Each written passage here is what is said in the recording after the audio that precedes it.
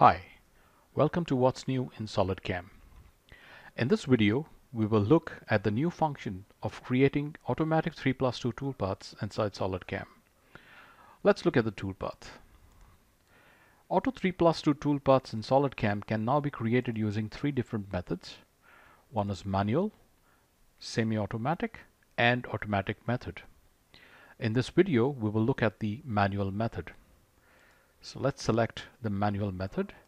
In the manual method, the software, SolidCAM, expects the user to define the planes from which the toolpath will be calculated. So let's select our planes. So my first plane is going to be from the Z plus direction. I'll add another plane in this direction. I'll add another plane in this direction. I'll also add another plane in this direction, and I'll also add another plane in this direction. So now I have got total number of 5 planes defined. However, if you look closely at the part, my part also has another direction coming from this side, so I need to have another face. So I'm going to add the 6th face, which is basically this one. So I'm going to also be able to machine from this direction. So I have now defined the direction.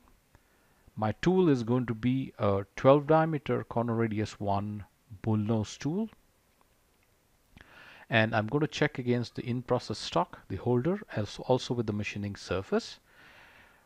And let's go to geometry, and in the stock, since after machining from a couple of directions I'll start getting undercuts in the stock, I've also said or selected the stock has undercuts so that it doesn't just go and machine thin air after once it has exited the stock.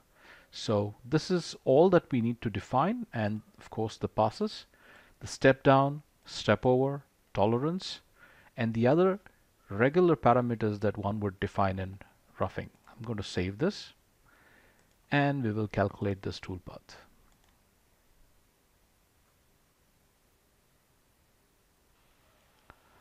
The calculation is currently on, and it creates the toolpath from one direction, updates the stock, recalculates the toolpath from the other direction, taking into account the updated stock, updates the stock again, and then calculates from a different direction, and so on till it has machined from all the directions that has been defined by the user.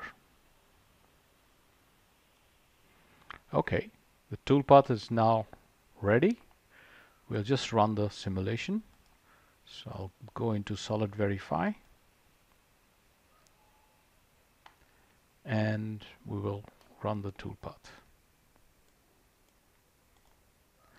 So you can see that SolidCAM tries to machine as much as possible from the main direction, which is basically the Z direction. And whatever then remains off is passed on to the other direction by the means of updated stock. So all these stock calculations are done automatically by SolidCAM and then passed over to the calculation to take the updated stock into account and then machine it. You can see that it's now respecting the directions that I asked it, or I asked SolidCAM to machine, and then finally does the machining from that direction. And you can see that the entire part has now been completely calculated using the 3+2 roughing. Thank you very much for watching this video.